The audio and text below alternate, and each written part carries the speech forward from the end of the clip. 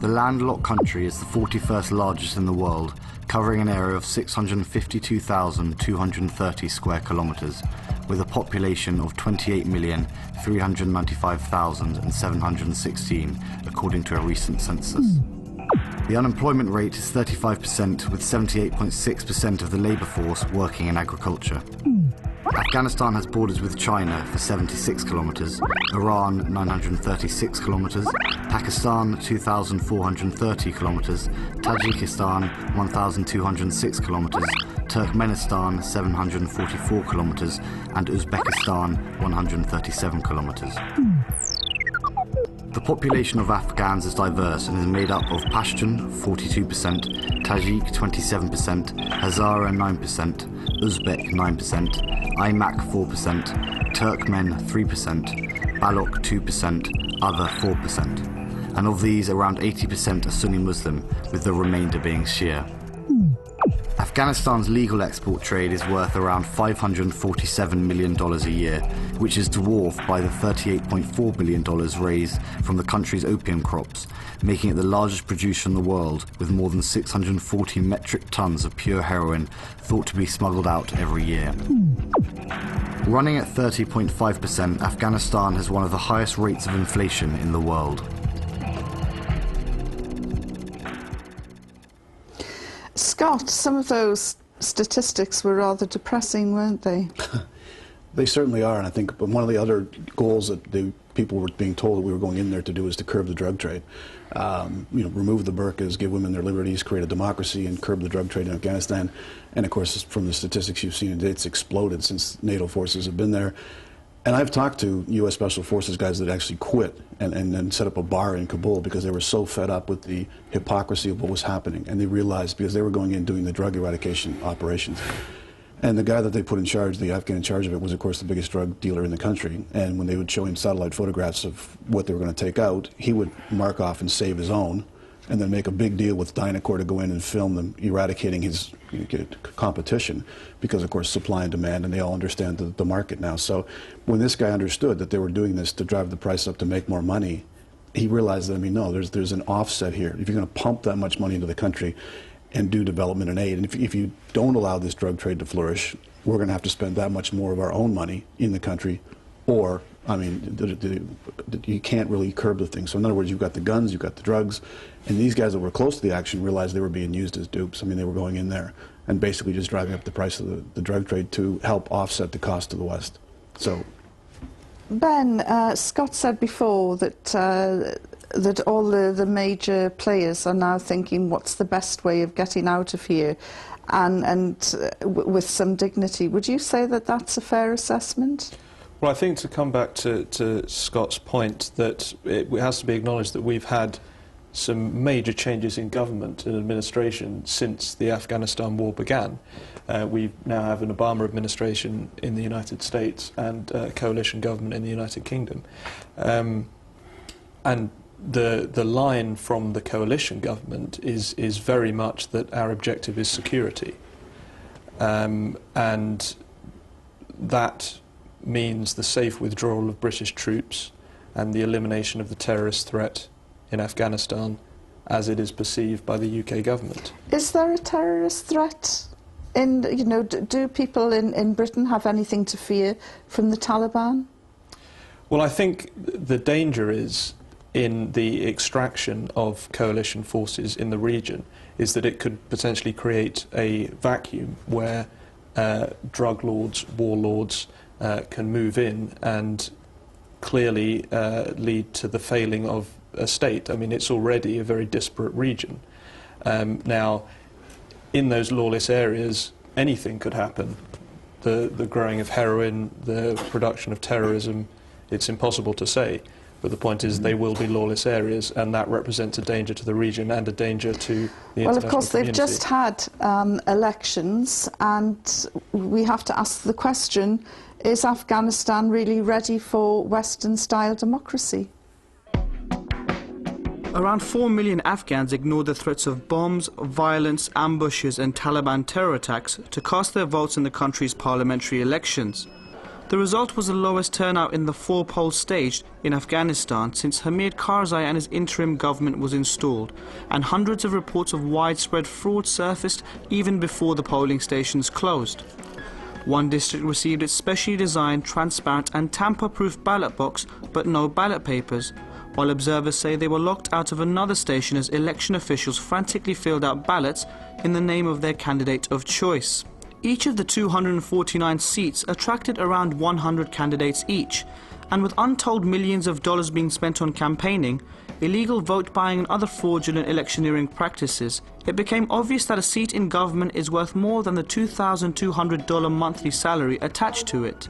In the meantime, NATO allies are suspected of contemplating fast-track talks with the Taliban with a view to securing a quick exit strategy. The US has always said it will support the Karzai government until democracy in Afghanistan is strong enough to allow Afghans a real choice in leadership. But that promise was beginning to look ever more fragile following the latest elections. Voters must be wondering if the price of democracy really is worth it. Dr. Helbawi, the elections, were they a success? If you find that 3.5 or 3.6 voters went to election polling stations out of around 12 million eligible votes, then you can see the result. That is one point.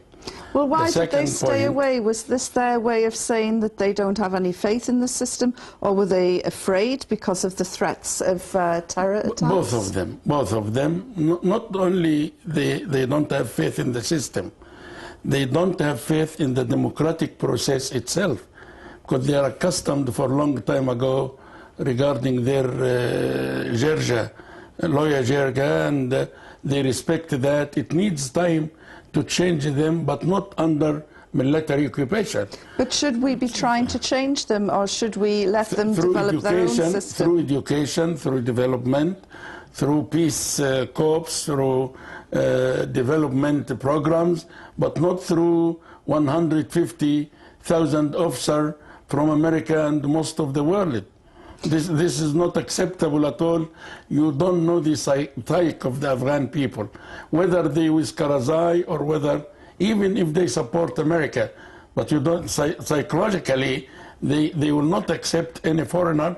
What do you think about militant people invading their country after they have just achieved the victory over the Soviet Union? So it is reoccupation of their country. They will not accept it as a democratic process going on, or peace and security. Ben, the West has gone about this all in the wrong way, hasn't it? When you sort of look back, every policy decision that seems to have been made in Afghanistan has been a disaster. I wouldn't agree that it's been a disaster. I think of the wars that constitute the war on terror, Afghanistan was certainly more justified than the Iraq war was. I mean, there is a great deal of evidence that a good deal of terrorism comes out of Afghanistan. I think, you know, the problem that we have perhaps all perceived in the region is that whether you are looking for stable democracy or whether you're looking for security, the problem is the same. Unless we can achieve stable democracy, rule of law, an engagement with the international community, and the insurance that terrorist cells have been eliminated in the region. Unless we can achieve all of those things, I don't think we can achieve any of them. Scott, you go around Afghanistan unembedded, although I know that you also roll up to some of the military bases as well, so you get a wider view than most journalists in Afghanistan. How big is the terror threat in Afghanistan? The figures of Al-Qaeda vary now from a few dozen to a few hundred to a few thousand.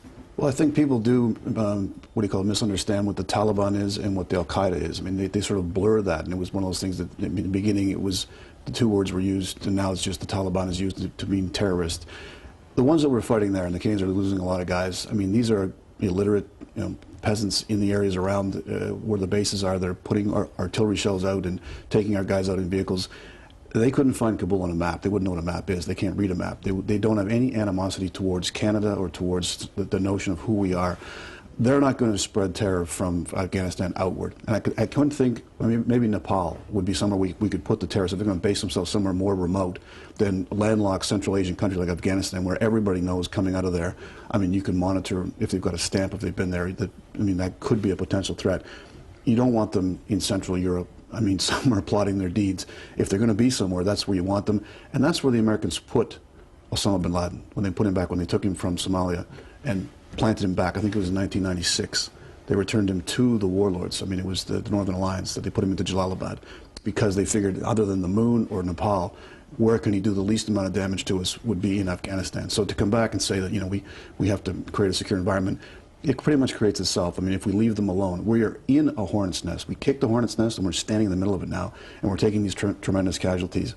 Putting more troops in there, all we've seen is a spike in casualties. When the Americans had a small footprint, had elections, and it was looking like we weren't going to actually occupy, there was better results for that. People come out and said maybe this time the West or the international community actually cares about us. Now they're seeing more and more foreign troops. People are showing up, and democracy did not produce any economic benefit for the people. The amount of aid that's gone in there and gone back out through corruption or changed their lives in such a small amount, they say, what's the point of democracy? Well, I know you all want to jump in, but we're heading towards a break now, so hold on to those thoughts. As usual, there's a question. I want to know who said this. There is no point in having troops in a mission that cannot be accomplished. The mission might be important, but if it can't be achieved, there is no point in sending these troops into battle.